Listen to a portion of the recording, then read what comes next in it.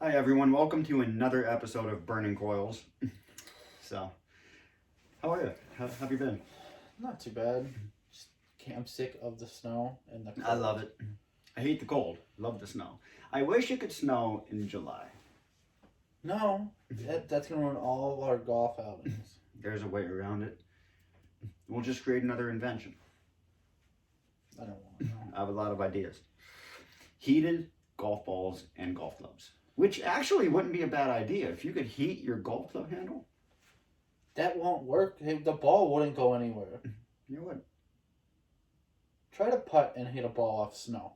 If it's hot enough, it'll just melt it. Keep dreaming. Just like your other But inventions. think about it. How nice would it be if your golf club, Just wear mittens. if the grip was warm or the steel was warm? Nothing's worse than, I mean, Who touches the there's steel shaft of a golf club? I got to do my tiger twirl because I'm not good. So nothing's worse than when a day is decent, and even if it's like 50 degrees, that steel on the golf club gets a little chilly, or if you're cleaning the head, or if it rains, it gets cold. So if it was warm, You can just buy golf mittens and then take them off before your shot and put them back on. yeah, and then you're putting gloves on the wet hands that are cold. You wipe your hands off with your towel. There's an old saying, once you get cold, it's tough to warm up. It's always easier to take layers off. Same concept. If your club's warm and it gets too hot, you just turn it down a little bit. Guys, just don't listen to him. Ha! He doesn't have the best invention sometimes. One of these times I'll have a real doozy. It'll make some money. It'll make some money and I'll always be your partner in it, so it doesn't really matter. Keep throwing ideas out there, but this one isn't going to work. Okay. How's your week going? Good. I mean, it's been busy because of the snow. Beginning of the week, stuff like that. I've had a good amount of car issue the past week. The car's not starting. I locked myself out outside the store at night. Yeah, I've had some car issues, but we're good now. It's still starting up. Never got it fixed because I didn't have to. And It's a Nissan. They just fixed themselves. they fixed themselves. Yeah, it's starting up. No problem. We're going on a week tomorrow, and the thing's gonna work fine. So. You ready for the more storm?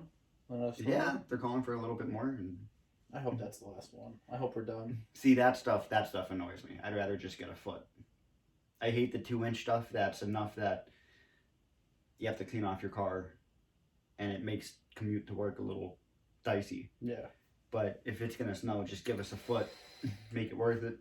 And then when I actually have to go clean off my car, it's actually worth cleaning off the car instead of scraping the windows for nothing just to have slop on the road. I haven't washed my car in 2 months because I know, hey, if I wash it now, I'm just gonna drive down the road and it's gonna get all dirty. That's why I like it when it rains halfway through winter. Yeah.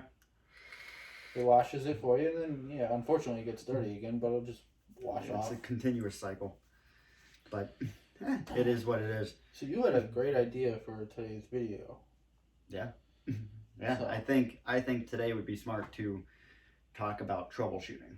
That's a really good topic because we always have customers coming in asking what's wrong with their device Every day. And I mean, it's stuff that you don't really think about. You buy the coil, you put the coil in the device doesn't work, it's broken. Yeah. That's not the case. 99% of the time it's not the case. No. But it's some of that stuff where if you're just aware of what it could be, you could save yourself a trip to a store. Or even a phone call. Yeah, exactly. And it's really tough, but what makes it tough about a phone call is we could kind of figure out what could be wrong with it, but you have to be on the same page as us as we're asking. And there's also sometimes where even when we ask the right questions, it's just hard to actually fully understand what the issue is, even if they're telling us the right stuff without seeing the device. So let's say like the most common that I have is, go ahead. Most common that I see is no atomizer. Yep, that's huge. That's one of the biggest ones we see. That's multiple things. Biggest one is coils just aren't tight enough in the tank. Yep. You just unloosen it a little bit, tighten it back up.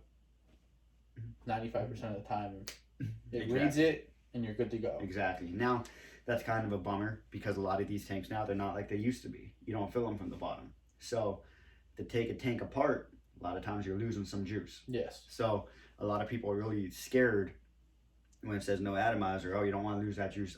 Realistically, you're losing what, a milliliter of juice, if that. Yeah, maybe 3 the most. At the most, yeah. That's If your you whole have a full tank. tank. Yeah, and I mean, for the most part, you could save half the juice, but that's usually what it is. If it says no atomizer, the atomizer is another name for your coil. Yeah. So if it's saying no atomizer, basically either that coil's not reading, because now this could be a few things. This is where we start asking questions, because if you come into a store and you say, "Oh, my vape's not working," and we're gonna ask, "What's it doing?" and the no atomizer signal comes up, most of the time, like you just said, it's just the coil being loose. Yeah. But there are other times where it could be the tank, it could be the device, and that's just all stuff that obviously sometimes if it's a tank, it's tough to figure out, especially if you only have one tank and one device. How do you troubleshoot that? Yeah. So that gets tough. So that's where you do need to come into a store. But it could be a variety of things. I mean, it Most could of the also time- be your 510 connection. Yeah. Sometimes they get dirty, it's just not reading. Clean them Yep. off. Nowadays, most tanks, you can't really pull out your 510 connection, or push your 510 connection in on your mod like True. you used Yeah, to. they're just all spring loaded. It's just and that's all it. normal. They don't move really anymore. Mhm. Where 2 years ago, you could You could adjust it. Yeah. To make sure it read. But that's real nice now. That's another thing. It's just so nice. You don't have to worry about it. You just No, keep it clean. it's And that's companies are doing it just because it's one less thing that they're already troubleshooting before they come out Yep. to market. Exactly. So we could break it down. So saying no atomizer. You check the coil, that works, you're good to go. Let's say you check the coil, it's already tight. What you could do is, honestly, my next step would just put another coil in. If you have one. If you have one, which is a good point. If you go to buy a coil, you probably should think about buying 2 of them. Because you're going to use them anyway. Yeah, and there's always that one coil out of the bunch that just doesn't work from the package. Yeah, they're mass produced. So it's always nice to have extras just in case that does happen, or like you're saying, if it doesn't read. Yeah, exactly. And I mean, it's common mindset to say, oh, I need a coil. A coil lasts me about 2 weeks to a month. I need 1 coil. But if you don't plan on getting another tank anytime soon, you're going to use that same coil. And right now, with the pandemic, Months. Yep, exactly. With the pandemic, with Everything shipping going on. delays, with everything going on, sometimes it's tough for us to get those coils in. Yeah. So while we have them, You might as well get more. And that's the thing. You know you're going to use them. And don't go overboard. I mean, a lot of people buy 30. Yeah. But if you buy a pack, so what is it gonna maybe last you 2 months? Yeah, if that, not more, more. So you're not coming in every week to buy a coil, every 2 weeks to buy a coil. Yep, exactly. And then if you run into an issue where you already checked your coil, it's good, it's still not reading your atomizer, you can pop another coil in. Yep. See if that's working. Now If that's not working, then there's more of an issue. Yep. So now after that, the coil's not working, you change it out, it's still saying no atomizer. Now you go to your tank. And now you inspect the tank. Now there's not much you could really fix about the tank. If the tank's broken, not now. That was my point I brought up earlier. Yeah, you can't adjust the pin. You can't adjust the pin. So if the tank's broken, the tank's broken. There's not much you could do about it. You need a new tank. But you could troubleshoot that tank basically by taking it, and if you have another device laying around, popping the tank on there, seeing if it shoots. Yeah. Or even if you had another tank, you can pop that other tank on your device you're using now to say, okay, I don't want to use this tank, but I know this tank is reading on my device. I can take out that it was the tank. Yep, exactly. Now, if you put that other tank on your device and that doesn't read, well, now it's your device. Now you know it's your device. So you basically, what you look at when you're troubleshooting stuff, people look at vapes, especially if they're new to vaping. They look at these like they're aliens. They're foreign. They're so complicated, which they're really not. They are complicated until you understand how they work. And if you could work a cell phone, which 99% of the people have a smartphone, you can work a vape. You could work a vape like nothing. And there's really not that much to it, but it's just a matter of having that checklist. So, I mean, if we were to make a checklist right now, step 1, check the coil. Step 2, if that doesn't work, change the coil. Step 3, check the tank. Step 4, check the mod. Just by switching stuff around. Yeah. Seeing if this tank works on a different device or a different tank works on the device you're having issues with or whatever. So there's literally just 4 steps you could take, and 9 times out of 10 it's going to fix your problem. Mm-hmm. Now, if that doesn't happen, It could be something within the device. Some of them have different menu settings, like you could change the ohmage and stuff like that. That's where you can change the heat from copper, all that stuff. And that's where we don't really expect you to know about it. That's where it's worth bringing it in. Most of the time, we're going to know that trick to maybe get it working. Sometimes all it takes is turning it off and turning it back on. Sometimes taking your batteries out and putting them back in almost resets it, kind of. Yeah. And then it works. So, I mean, it's that old saying, if you have a problem with your computer and you call, let's say I have a Microsoft or a Dell. Dell's perfect. I've done this before. So I had a Dell laptop through college. That's what I used. Yeah. And every year I had issues with it. So every year I was making the phone call to Dell and I'd be on hold for 2 hours. And then the question that they would ask me is, did you turn it off and turn it back on? And I'd say, no, I can't be it. And every year I'd turn it off and I'd turn it back on. And don't you know, the problem was fixed. So, and even though I never kept my computer on, like I always shut it off. It was weird because I always used it, but I was always shutting it off. So even though it was constantly turning on, turning back, turning off, turning on, back and forth, I guess it just didn't read. But vapes are the same concept. You take those batteries out, you pop them back in, it could fix your issue. Sometimes it just changes from your normal heat setting to copper or whatever, nickel. Yeah. And most people don't know how to get out of that. And honestly, I think that's kind of dumb, to be honest with you. How many people are using nickel coils right now? No one in years has used a nickel coil. But every new device still has that titanium, that titanium reading, the nickel reading, the stainless steel. For what? I can't tell you the last time I went through any. Even when they were popular, I never used those. I used to like nickel coils a lot. I used to always run temperature control. I never did. I always liked it, but it's one of those, that's a sketchy thing, and the reason people won't use it because you have to understand what's happening. You have to understand your temperature and your wattage. At that point, I was also using a lot of mech mods. Oh yeah, see, I remember when the Hercules came out, and who was that even made by? I can't remember. Yeah, it was just a Hercules tank, and they had. I was using this years ago. It was a Hercules tank, and I was putting it on an iJoy eVic. Remember those things? Yes. They had the racing stripe. They were awesome. 60 watts, that was it. But they had a pretty decent temperature mode. You could change the wattage, you could change the temperature. And Hercules had a solid nickel coil. It was a 0.2. And that's all I ran. Loved them. And then I could never find another tank with the same quality, another device with the same simplicity to run that. But right now, the fact that they have all those different modes, it's kind of pointless. It's kind of 5 years ago. No one really does that. I'm sure there's some people out there. There's going to be that one guy watching this video that is yelling at his phone right now because we're saying it's not used. There are people that do it. Use it, but it's not as big as it was 2-3 years ago. No, I couldn't tell you the last time I sold a nickel coil. We don't even carry them. No, I was going to say, I don't remember the last time I even bought a nickel coil from one of our stores. Yeah, we don't even carry them because they're just so out there. And I mean, it's one of those most tanks now don't even have nickel coils. Because it's all mesh. If you look at any of the big tanks, your TFE 16, the Freemax 2, the new Freemax that we went over a couple of years. Firelink 2 is nickel. I never saw it or brought it in, so yeah, I consider that I don't have it. So, but like most geek vapes, they don't have nickel. They don't have nickel. But every geek vape that you sell has a nickel option or a temperature control option. For what reason? When they don't even make coils for it. And that's the only part where I think. But that's another thing that we can come back and troubleshoot. I've seen it before where, you hit a button in your pocket and it changes the setting, and now it won't fire because it's not reading the coil. It's not reading what coil it's on. And that's the thing. They got more complex where it picks up the coil. It's not like it used to be where you could fire heat. You could fire temperature control on a regular Canthal coil because they couldn't read the coil. Yeah. But now it can. So now it can read the coil. What I think should automatically happen is it automatically goes to those settings. But I guess we didn't get there yet.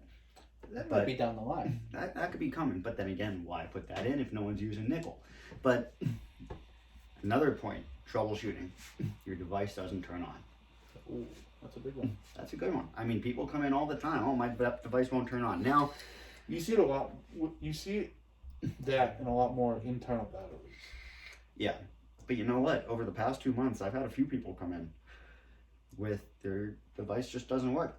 Doesn't work. And honestly, I couldn't even give you that answer of what I did but I fixed them all the time. I mean, out of those people that came in, I never had to sell them a new device. I always fixed it. But at the end of that, they ask me, what'd you do? And I say, I don't know. Because all I did was take the batteries out. I put a fresh set of batteries in. They didn't work, so I took them back out. And honestly, every time what happened was I took their battery, put it back in because I was handing it back to them, and it turned on. So again, taking the batteries out, popping them in, trying different combinations, resets it. Even if you want to swap your batteries. Yeah, like take the one out and flip take them. Take and the positive one out, put it in the negative slot, vice versa. Yeah. Sometimes that works too. Yeah, just something, I don't know if it wasn't reading, stuff like that. I don't know. But that's a big one. I've had sometimes where this is going back a few years, but I've had customers come in and they say my device won't turn on. And I literally take it and I hit the button 5 times and it turns right on.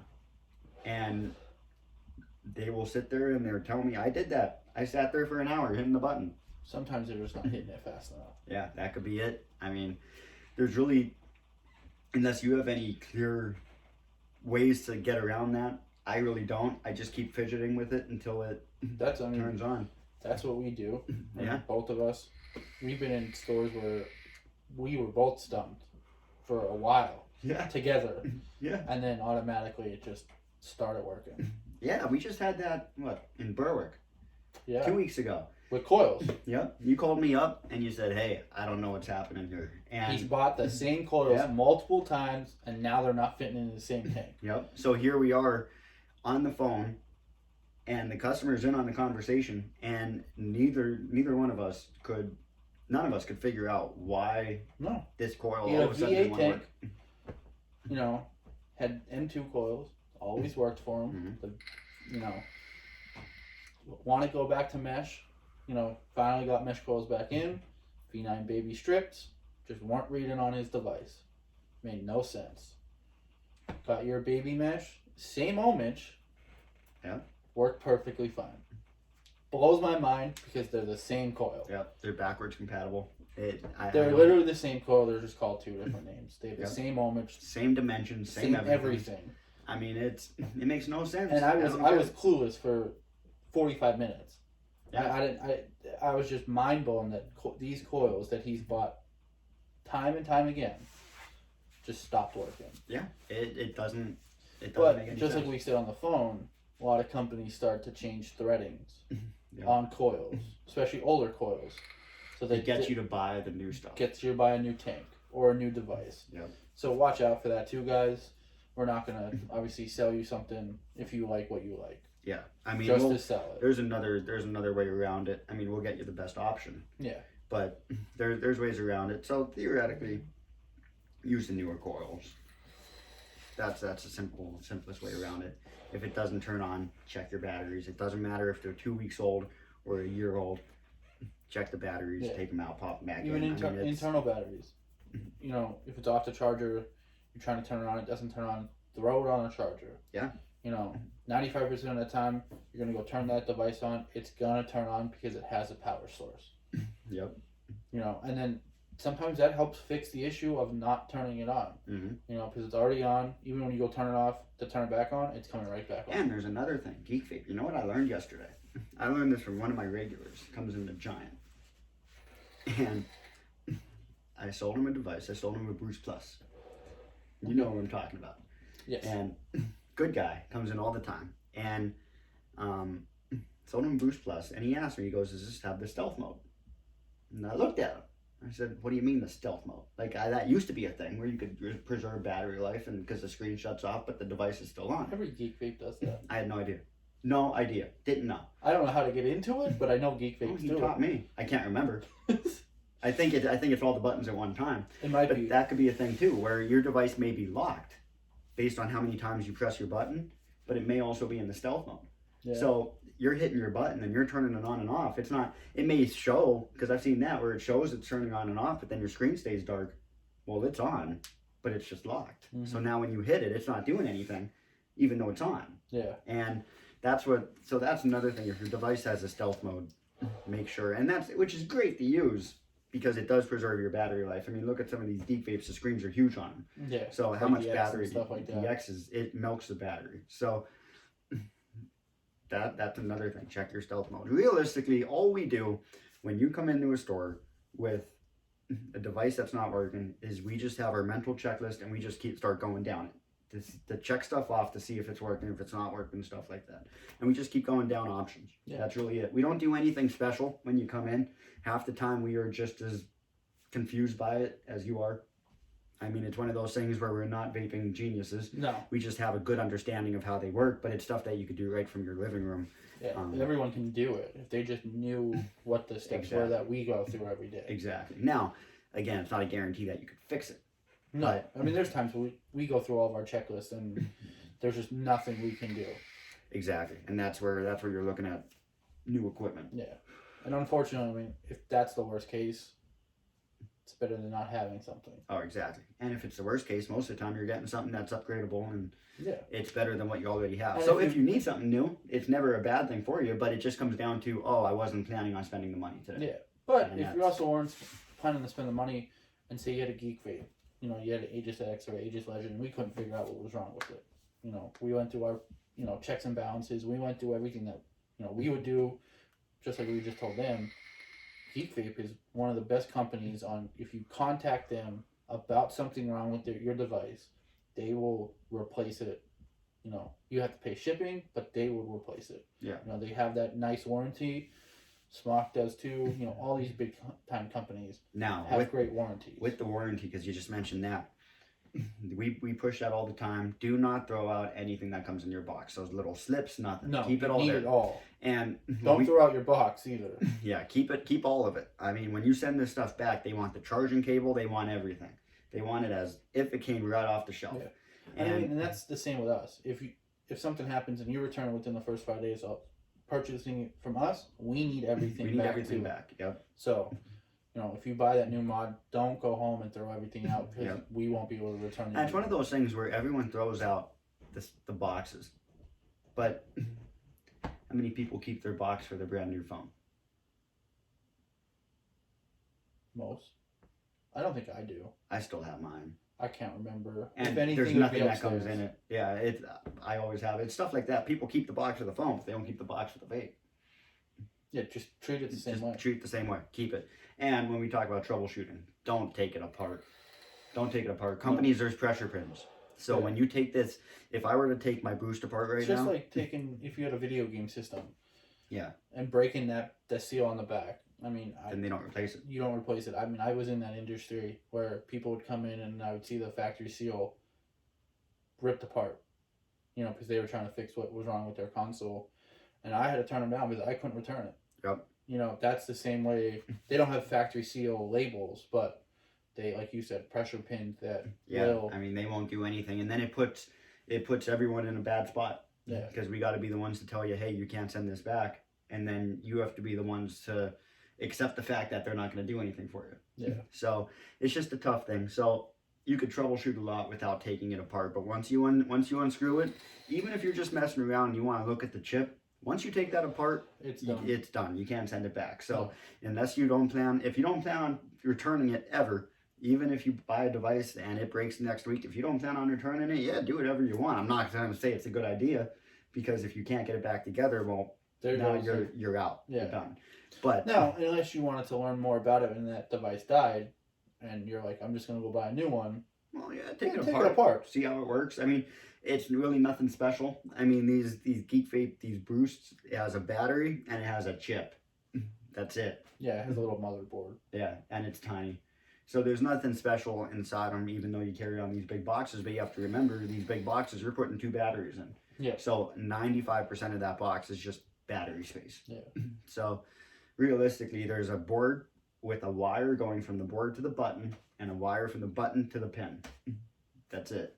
Mm-hmm. So there's really not much to them. But no. It's all stuff that's outside of that should be fixable. Very rarely does your motherboard go. No, I mean, not now. Yeah. I mean, before maybe they would overheat, but yeah, but now it's just like everything. Consoles don't overheat, as much as they used to 10 years ago. Vapes aren't doing that now either. Yeah, phones don't do that now. Laptops, everything. Everything's starting to. They're putting more and more in all this stuff, but they're starting to cool it down a lot faster. Oh, exactly. So, and vapes are just learning from the computer industry, the phone industry, from the video game industry, all that. on how to cool down their motherboard so it keeps working, 6 months to a year to 2 years later if you're that lucky. Yeah. So. That's fair. That's fair. I think that about. I think that wraps it up. Yeah. I mean, that was a pretty good video on how to troubleshoot almost every issue that you're going to come through with your device. Yeah. I mean, now there might be one that we didn't talk about. There might be a real doozy that doesn't happen much that will happen, but. And we probably never even saw it. I'm sure that we're going to see something at some point that we never saw it. Oh, yeah. And we would have to learn how to troubleshoot it ourselves. So. Yep. Yeah, you just play with it, see what happens. So that wraps it up. That wraps it up for us. So as always, if you have any questions, comments, anything like that, drop them and we'll check them. We'll get back to you. And the whole 9 yards. Absolutely. So and we'll see you guys next week. Sounds good. See you then.